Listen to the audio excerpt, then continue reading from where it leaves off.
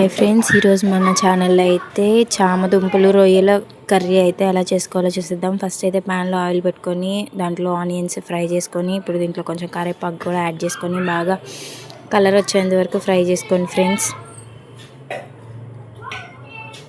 బాగా golden brown కలర్లో వచ్చేంత వరకు ఫ్రై చేసుకోండి ఫ్రెండ్స్. ఇప్పుడు దీంట్లోకి అయితే మనం టొమాటోస్ని అయితే యాడ్ చేసుకుందాం ఫ్రెండ్స్.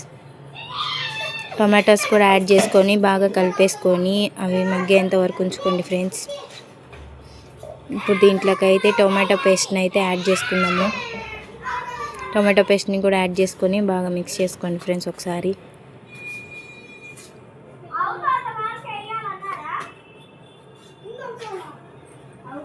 మసాలాను అయితే బాగా ఏగనివ్వండి ఫ్రెండ్స్. ఈ టొమాటో ప్యూరీని అయితే అది ఎలా రావాలంటే ఇప్పుడు మనకి ఆయిల్ పైకి రావాలి ఫ్రెండ్స్.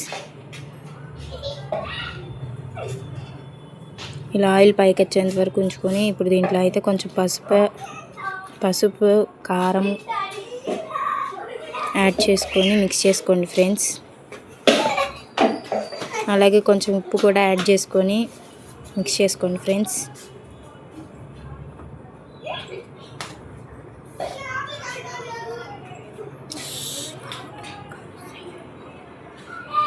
ఇప్పుడు దీంట్లోకి అయితే మనం పెట్టుకున్న ప్రాన్స్ని అయితే యాడ్ చేసుకొని మిక్స్ చేసుకోండి ఫ్రెండ్స్. అలాగే ఉడకపెట్టిన చామదుంపల్ని కూడా వేసేసుకొని యాడ్ చేసుకొని మిక్స్ చేసుకోండి ఫ్రెండ్స్.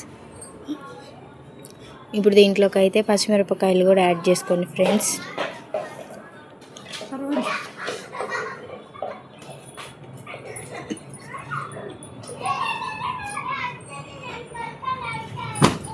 పచ్చిమిరపకాయలు కూడా యాడ్ చేసుకొని బాగా కలిపేసుకొని ఇప్పుడు దీంట్లోకి అయితే చింతపండు పులుసుని అయితే యాడ్ చేసుకోండి ఫ్రెండ్స్. చింతపండు పులుసుని అయితే యాడ్ చేసుకొని మిక్స్ చేసుకోండి ఫ్రెండ్స్. ఒక 10 నిమిషాలు ఉడికించుకోండి.